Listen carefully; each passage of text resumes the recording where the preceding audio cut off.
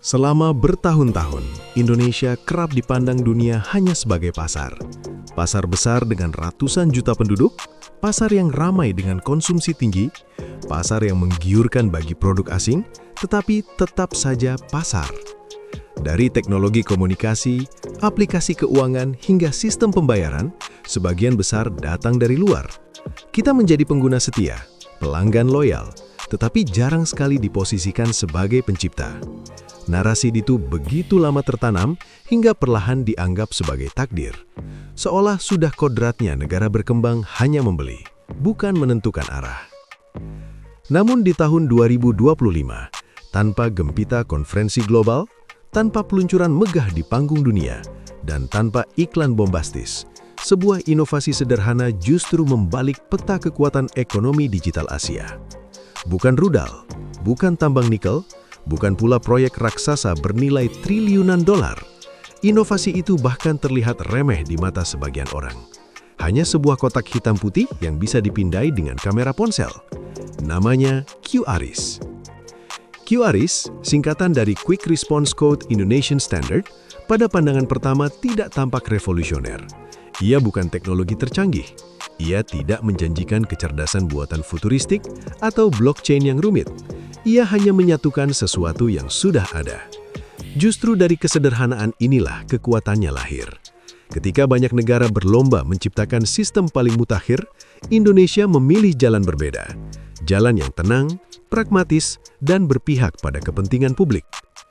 Di banyak negara maju, sistem pembayaran digital tumbuh cepat, tetapi tidak terkoordinasi. Setiap bank memiliki aplikasinya sendiri. Setiap perusahaan teknologi mengembangkan ekosistem tertutup.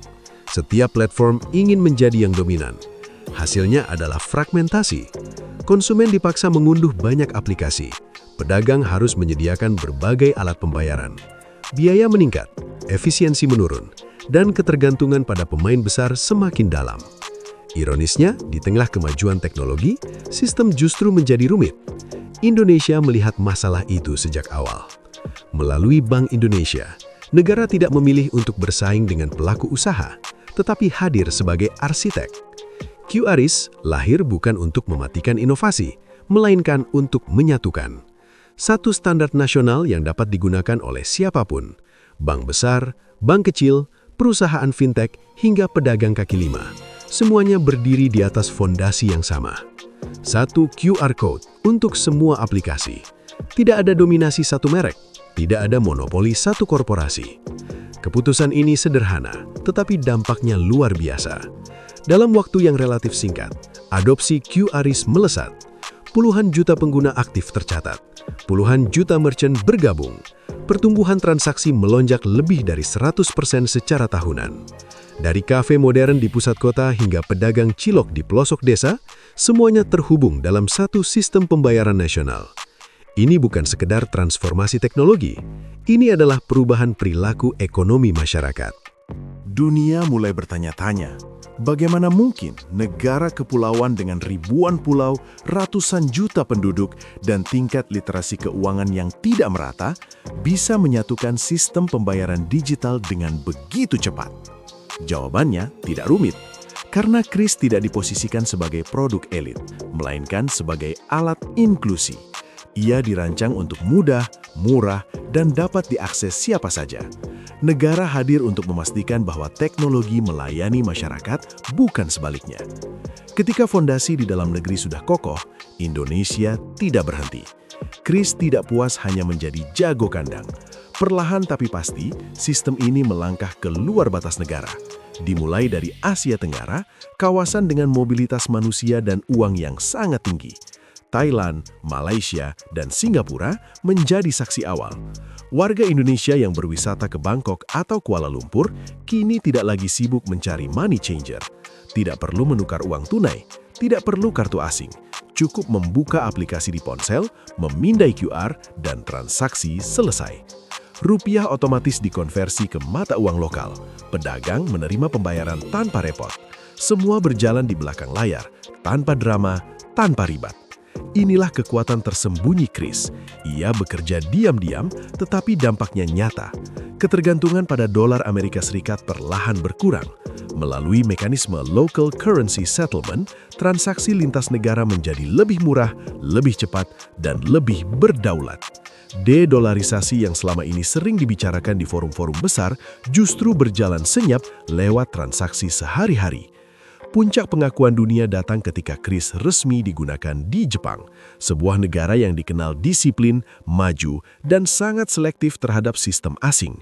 Fakta bahwa turis Indonesia kini bisa berbelanja di Ginza atau Kyoto menggunakan kris bukan sekedar kemudahan wisata. Ia adalah simbol kepercayaan. Dunia mengakui standar buatan Indonesia, sesuatu yang sebelumnya nyaris tak terbayangkan. Tidak berhenti di sana, Korea Selatan menyusul. Peluncuran kris di negeri ginseng menjadi sinyal kuat bahwa Indonesia bukan lagi pemain pinggiran. Dengan kerjasama antara Bank Indonesia dan Otoritas Sistem Pembayaran Korea, kris masuk ke salah satu pusat teknologi Asia. Ini bukan kebetulan, ini adalah hasil konsistensi kebijakan. Jika kelak kerjasama dengan China rampung, peta ekonomi digital Asia akan berubah drastis. Bayangkan, warga Indonesia bepergian ke hampir seluruh Asia hanya dengan satu ponsel. Di titik inilah kris berubah dari alat pembayaran menjadi instrumen strategis ekonomi nasional. Pemerintah menyadari potensi besar ini. Target ekonomi digital Indonesia dipatok hingga ratusan miliar dolar. Angka yang terdengar ambisius, bahkan bagi sebagian orang terasa mustahil. Namun kris menjadi lokomotifnya. Dengan transaksi yang tercatat, perputaran uang menjadi lebih cepat dan transparan. Data ekonomi menjadi lebih rapi, kebijakan bisa disusun lebih presisi. UMKM adalah pemenang utama dari revolusi ini. Pedagang kecil yang sebelumnya tak tersentuh perbankan, kini masuk ke sistem formal. Mereka memiliki jejak transaksi. Mereka lebih mudah mengakses pembiayaan. Seorang pedagang kopi di Bali kini bisa menerima pembayaran dari wisatawan Thailand atau Singapura tanpa mesin mahal. Tidak ada lagi batas tegas antara ekonomi lokal dan global. Inilah demokratisasi ekonomi digital yang sesungguhnya. Namun, di balik keberhasilan itu, tantangan tetap mengintai. Adopsi teknologi yang cepat tidak selalu sejalan dengan literasi. Penipuan digital masih marak. Modus kejahatan semakin canggih. Banyak masyarakat yang aktif bertransaksi, tetapi belum sepenuhnya memahami risiko. Inilah sisi gelap dari kemajuan yang tidak boleh diabaikan.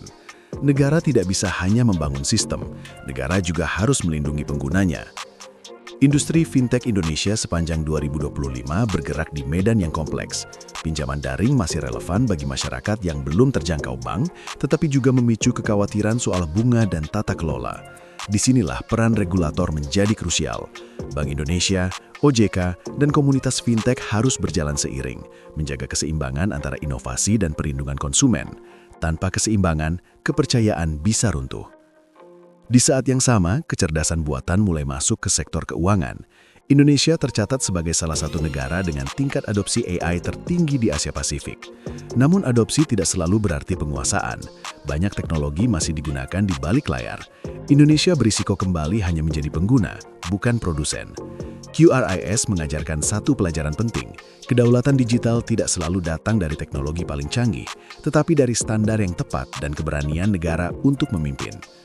QRIS tidak menutup diri dari pemain global, justru sebaliknya, ia mengundang semua pihak untuk bermain di atas standar yang sama, terbuka, inklusif, dan berdaulat. Jika dulu kita bangga karena batik dikenakan di panggung dunia atau rendang dinobatkan sebagai makanan terenak, kini Indonesia memiliki kebanggaan baru, sebuah standar pembayaran buatan anak negeri yang dipakai lintas negara. QRIS bukan hanya alat transaksi, ia adalah simbol perubahan posisi Indonesia di peta ekonomi digital global. Dari pasar menjadi pemain, dari pengguna menjadi penentu standar. Dan bagi sebagian negara, inilah yang paling mengganggu. Karena sekali sebuah standar lahir dan diterima luas, kekuatan sejati tidak lagi ditentukan oleh siapa yang paling kaya atau paling canggih, tetapi oleh siapa yang paling banyak dipakai. Di tahun 2025 ini, dunia mulai terbiasa dengan satu kenyataan baru. Saat sebuah kode QR dipindai di Tokyo, Seoul, Bangkok, atau Kuala Lumpur, ada jejak Indonesia di sana. Sebuah kotak hitam putih sederhana yang bekerja tanpa suara, tetapi dampaknya membuat raksasa ekonomi dunia mulai merasa panas dingin.